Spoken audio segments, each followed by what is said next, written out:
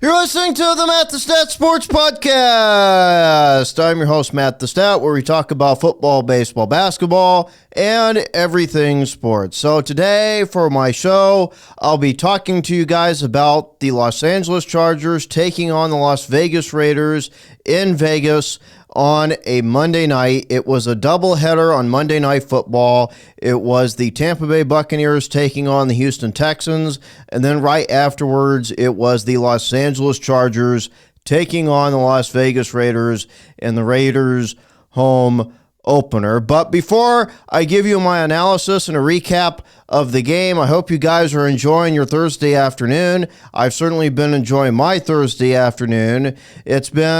We just had another great weekend of football, college, and pro. And today I've got another NFL game to go over for you guys today. And it is a rivalry game between the Chargers and the Raiders. But before I get into the recap, I'd like to go over how both of these teams fared in their first week. We talk about the Las Vegas Raiders.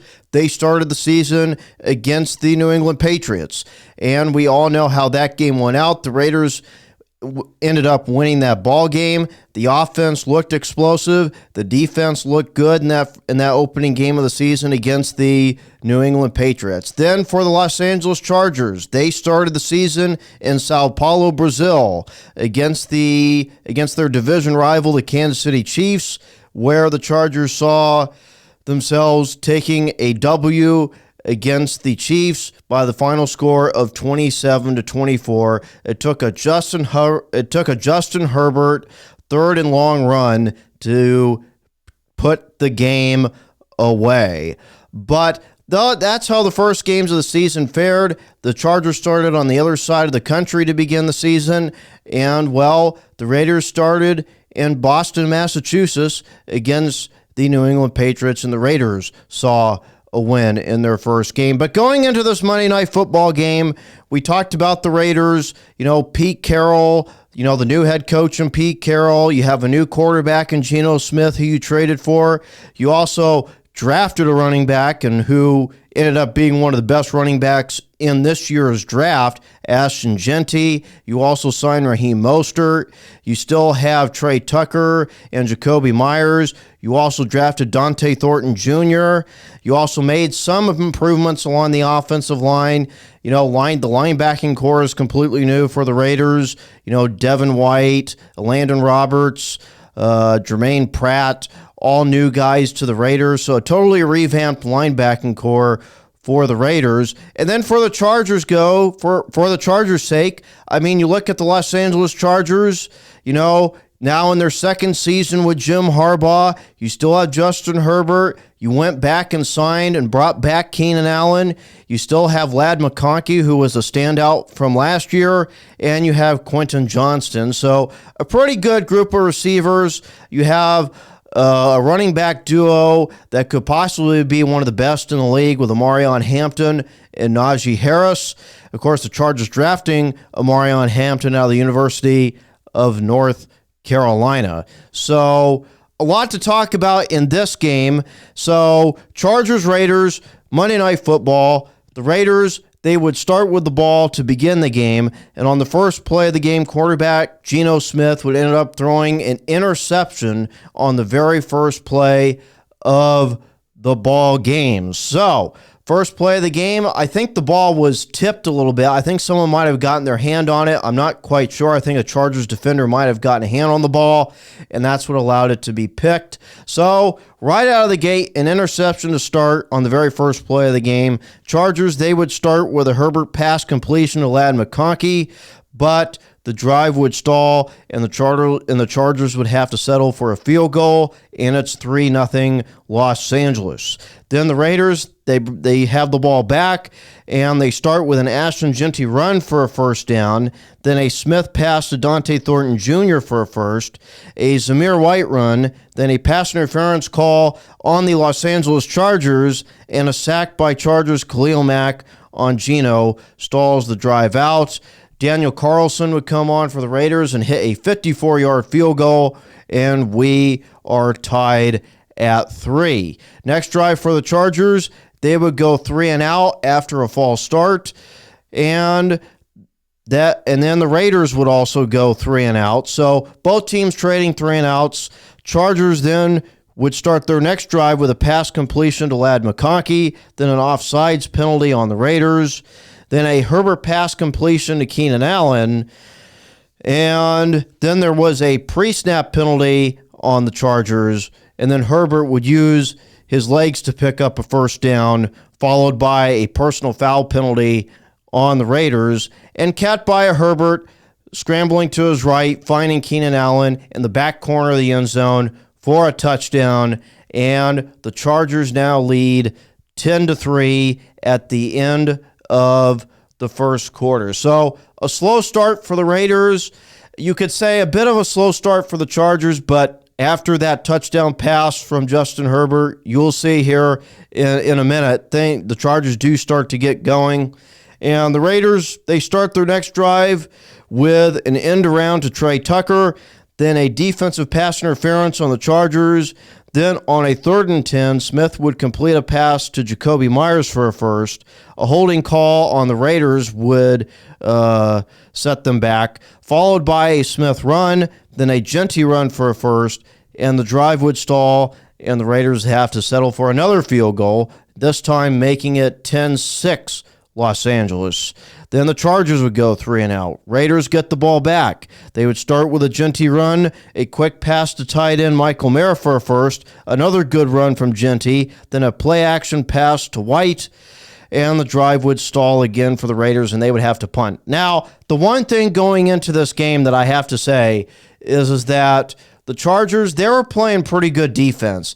They had a good pass rush all night. They were making Geno Smith uncomfortable in the pocket. They were playing tight coverage. They were forcing Geno Smith to have to make tight window throws. And at times, Geno Smith, he did put the ball in harm's way more than a couple times. I mean, the Chargers, they were just playing outstanding defense, and that's just kind of how it was in this game for the Raiders. It was tough sledding, moving the football all night long for the Raiders.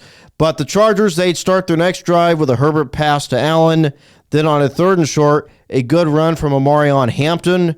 Then a Herbert deep TD pass to Quentin Johnston, in which Quentin Johnston was running towards the sideline. Herbert connected with him for a 60-yard touchdown pass. And the Chargers now lead 17-6. And the Raiders, it's not looking too good for the Raiders. The Raiders, they desperately need to get something going other than just 2 field goals. The Raiders, they would start with a couple of completions to running back Dylan Lobby, but Smith would throw an interception. And, well, the halftime score is 17-6 Chargers. And, well, I mean, the Chargers, the one thing that I really like that I see from the Chargers just look like a totally different team offensively. They improved the offensive line. They went out and got Mekhi Becton over from the Super Bowl champion Eagles. I mean, they got a big physical offensive line. I mean, Herbert was pretty much comfortable sitting back in the pocket. He didn't really have much pressure coming his way. The Raiders, they were not really able to generate much of a pass rush in this game, and that kind of hurt them. But also that offensive line, the Chargers, they don't look too bad. And even though the Chargers did lose their left tackle for the season in Rashawn Slater, I mean, really, to me, I really like what I saw from the offensive line. You move Joe Alt to the left tackle spot where Slater is, and you put Trey Pipkins at right tackle, and then, the interior of the offensive line was awesome. Really, just the whole offensive line in general was awesome for the Chargers. The one thing I would have liked to have seen a little more from the Chargers in this game was being able to run the football, kind of give a little bit more to Omarion Hampton and Najee Harris. And, we saw a couple of good runs from Omarion Hampton. I like to see the Chargers, run it a little bit more in this game. But so far, great start. They lead 17-6 at the half, and the Chargers, they would start with the ball to begin the second half, and Herbert would start with a pass to rookie wide receiver Trey Harris for a completion, then another pass completion to Ladd McConkey. Then on a 4th and 2, a play-action pass to Allen for a first down. The Raiders would stop the Chargers in the red zone, and the Chargers would kick a field goal to make it 20-6 Los Angeles. And then the Raiders, they would start with a Smith pass to tight end Brock Bowers. Then on a 3rd and 1, Smith with a quarterback sneak. Then another 3rd down with Smith completing a pass to tight end Brock Bowers for a first down. Then a play-action bootleg to Myers for a first. That would end the first quarter, so the Raiders still had the ball to begin the fourth quarter. Then an offsides penalty on the Chargers. Then a play-action pass to Myers for a first. A holding penalty on the Raiders. And then the Raiders would have to settle for a field goal. The holding penalty pretty much killed the whole entire drive, and it's now 20-9 Chargers. So the Raiders, they've yet to even get in the end zone once. They've kicked 3 field goals. It's 20-9. And the Chargers have gotten in the end zone twice. So Chargers, their next possession, they start with a completion to Najee Harris, then a run by Harris for a first, then a Herbert completion to McConkey. The Chargers would go for it on a 4th and 1, and they wouldn't convert. And that was a big stop for the Las Vegas Raiders right there. They needed that stop because the Raiders didn't really have much of an answer to what the Chargers were doing offensively. So the Raiders get the ball back. The Raiders would start with a Smith pass completion to Bowers, then a completion to Myers for a first. Drive would end with a tip pass that would be picked. And, well, the Chargers, they would get an intercept. They would get the ball back on a turnover. The Chargers would go 3 and out. The Raiders on their next possession would go for it on a 4th and 3, and they would not convert on a 4th and 3. Chargers would end up fumbling it. Raiders would end up recovering it. Raiders would go 3 and out again, and this was just kind of how the night was. Really a rough night for Pete Carroll and the Raiders in their home opener. And then Justin Herbert, he would complete a pass to Keenan Allen for a first down, and then a Najee Harris run for a first would pretty much put the game away and seal the deal for the Chargers. They would go on to win this game by the final score of 20-9. And we talk about the Raiders. And, you know, I've been kind of looking at the Raiders media page and looking at other stuff. And, you know, I'm seeing a lot of fans kind of overreacting to the Raiders home opener. You know, look, it wasn't pretty, okay? I mean, the offensive line, you know, didn't really do a great job protecting Geno Smith. They left him pretty much uncomfortable. And when Geno Smith did have time to throw, the Chargers defense played absolutely suffocating defense, nowhere to throw the ball, and Geno Smith would have to check it down to his running back. And, you know, it was just kind of a frustrating night. I mean, the Chargers defensively were doing a lot of great stuff. I mean, the coverage down the field. I mean, Geno didn't have anywhere to go. I mean, you know, the first interception of the game was a bad decision by Geno Smith. He just didn't see the safety coming down, and, well, it ends up getting picked off. And, you know, that interception obviously was a bad decision. Now, the other one, you know, there was a couple times in the game when the Raiders and Geno Smith did have the Chargers playing man coverage, and you saw Geno Smith take the shot down the field to Dante Thornton Jr., who I absolutely am in love with. Dante Thornton Jr. I mean, you know, 6'5", can run. I mean, I can't remember what he ran, but I think he ran like a 4.23, something like that in the combine. So extremely fast, or a 4.24.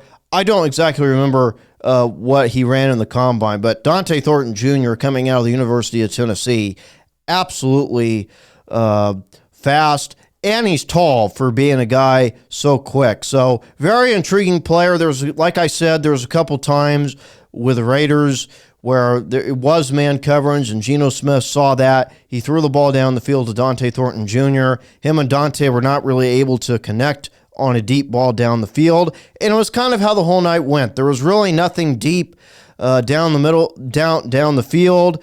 One point, to me, I thought maybe the Raiders should attack the middle of the field more. They tried to do that, but really that Chargers defense just really suffocated the Raiders. They really couldn't do much. You saw a couple of good runs from Ashton Jeanty in the game. I mean, there was one run where Ashton Jeanty put a shoulder into a Chargers defender and knocked him down. And, you just see the potential of Ashton Jeanty being that, being a great running back in the NFL. You just see the potential. I think the Raiders kind of moved away from the run game a little quickly. For the most part, the Chargers, they gave up a couple of good runs, but for the most part, the Chargers defense really didn't give up much, and they were really forcing Geno Smith and that Raiders offense to fight for pretty much every inch, every yard. I mean, it was definitely a dogfight for the Raiders just to even get down the field. So, look, I know Raider fans are disappointed after, watching that home opener not go so well, but look, it is early. I mean, we're only 2 weeks into the season. There's no reason to sit here and overreact. Oh, the Raiders are the same old Raiders that, can't do anything, and, they just rely on their defense to win them games. But here's the thing. You see that there is a lot of potential for this Raider offense to be extremely explosive. And you saw it, Geno, it wasn't like he was making terrible decisions out there on the field. Now, there was a couple times where, he did make some poor decisions, like the first play of the game. He just didn't see the Charger defender coming down and ends up getting picked off. And then, the one interception when he tried to throw the ball deep down the field again to Dante Thornton Jr. with 2 Chargers all over Dante Thornton. I mean, it wasn't a bad decision. I mean, the Chargers were playing man coverage on that play.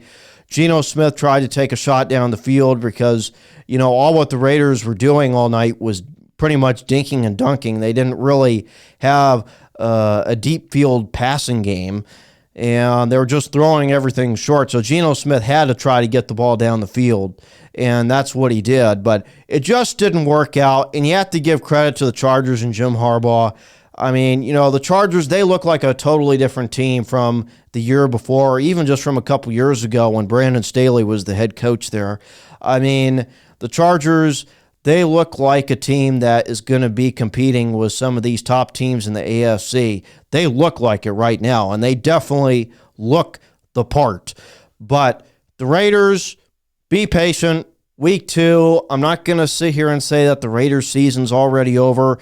Yes, they're playing in a tough division that has the Kansas City Chiefs, of course the Los Angeles Chargers, and you have the Denver Broncos, who look to be a really good team this year. I mean, week 1 may have not been a great first game for the Denver Broncos. They kind of struggled offensively and all that. But, look, I mean, the Denver Broncos look pretty good against the Indianapolis Colts. But here's the thing. With the Raiders, give it time. They're on the road again this week against the Washington Commanders, who look like and are going to be without Jaden Daniels this week. So we'll see how that goes. The Raiders might have a bit of a better chance of winning that game with Jaden Daniels not in there than opposed to Jaden Daniels being in the game. So we'll see how it goes. Like I said, remain patient with the Raiders. Pete Carroll, I think he's the right guy. The players love his energy. I mean, he's a player's coach, and just give him some time, and I think this Raider team will surprise some people. But it's way too early to be sitting here saying the Raiders are going to be a bad team this year. I don't believe that. Just give it some time. But when it comes to the Chargers, I mean, I have to tell you this. I really like what I saw from the Chargers. I mean, to be honest with you, like I said, the offensive line looks really good. I didn't see much pressure coming Justin Herbert's way, maybe a couple times, but really for the most part, that Chargers offensive line kept the pocket clean for Justin Herbert. He was able to make the throws that he needed in that game. You saw the 60-yard touchdown pass to Quentin Johnston, and you also saw when Justin Herbert had the scramble out of the pocket and roll out to his right and hit Keenan Allen on the run in the back corner of the end zone. So, the Chargers, they look like a team to be reckoned with this year. I mean, they don't look like the same old Chargers. Now, of course, yes, it is early. We're only 2 weeks into the season, but right now the Chargers, they look like a team. They look the part. I like what I saw so far from year 2, Jim Harbaugh in this group. I think Jim Harbaugh did an excellent job, getting this team ready to play. And, especially, going up to Sao Paulo, Brazil in week 1 on a Friday night, playing against a division rival in the Chiefs. And then back-to-back weeks, you're playing division rivals, and not just the Chiefs, but the Raiders. And now the Chargers have a divisional rivalry game, this upcoming Sunday against the Denver Broncos in the Chargers home opener. So, right off the bat, 3 division games in a row. And, that's tough to begin the season if you're the Chargers, 3 division games in a row. And so far, the Chargers have shown that they can hang in the division by beating the Chiefs, by beating the Raiders. The Denver Broncos are coming down to L.A. this Sunday. So I think the Chargers should be able to hang in there and play well. I liked what I saw from this team. And like I said, really the only thing there's only 2 things really from that Monday Night Football game 3 nights ago that I would have liked to see a little bit more of from the Chargers. Number 1, get the run game a little bit more involved than they did. I'm not saying they didn't run the ball, but, I like to see Omarion Hampton and Najee Harris get a little bit more involved in the game than they were. I think for the most part, the runs that we did see from the rookie Omarion Hampton, really liked what I saw from Omarion Hampton. Looked really good. Tough physical runner inside. He, going to be a hard guy to bring down. Najee Harris, coming off that eye injury from a fireworks incident back on July 4th this year. Glad to see him back out there after all that. So, the Chargers could have a really good running back duo this season. That's the only thing I like to see. Now, obviously, I'm not the coach, okay? I can't sit here and say, you need to run the ball more. Now, I'm saying that on air, but I'm not the coach. I don't make those type of decisions. I would just like to see, the Chargers run the ball a little more with that running back duo. They got a big offensive line. Mekhi Becton, obviously bringing Mekhi Becton over from the Philadelphia Eagles, the Super Bowl champion Eagles, really makes that offensive line a lot better. Yes, losing Rashawn Slater hurt, but for the most part, I really like what I saw from the Chargers. Justin Herbert, like I said, he's able to stand in the pocket comfortably, get the ball out where it needs to go. And for the most part, defensively, I mean, the Chargers, they could have a top 5 defense in the league. I mean, how the way they played, they look like one of the best defenses in the league, how the way they played against the Raiders. So we'll see. I mean, the Denver Broncos, they've got a pretty tough defense themselves. So we'll see how that goes on Sunday afternoon. That's going to be a fun one. Denver Broncos and the Los Angeles Chargers. That will be a fun game to watch. And I'm going to be interested to see how that game goes, especially for, the Denver Broncos and Bo Nix. I mean, I expect the Denver Broncos and Bo Nix to take another step forward this season. Maybe it hasn't shown much the first 2 weeks, but still a lot of time. I always call for patience early on in the season. But the Chargers, you look at them right now, they beat the Chiefs, they beat the Raiders, and if they beat the Broncos, I mean, they could be the best team in that division right now. I'm not saying in the NFL, but they could be the best team in that division. If they beat the Broncos this week, I mean, they're the top dogs in the division right now. Because the Broncos, they're 1-1. The Raiders are 1-1, and surprisingly, the Chiefs are 0-2. Which who would have thought that the Kansas City Chiefs are going to be 0-2 2 weeks into the season? But the Chiefs have had two pretty tough games. Chargers up in Brazil. And then, last week with the Philadelphia Eagles coming to town and the Chiefs home opener. And, it was a close game from beginning to end. Eagles ended up winning it at the end 20-17 off an interception that went off the hands of Travis Kelce.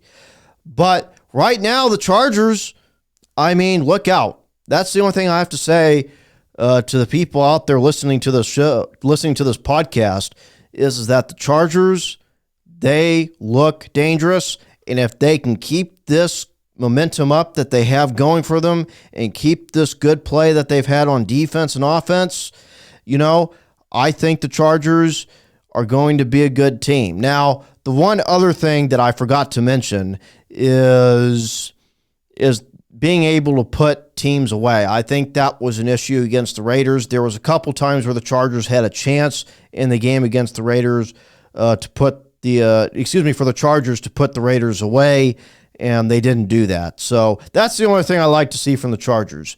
But other than that, I like what the Chargers are doing right now in year 2 of the Jim Harbaugh era. I like it so far. Let's see if the Chargers can keep it up.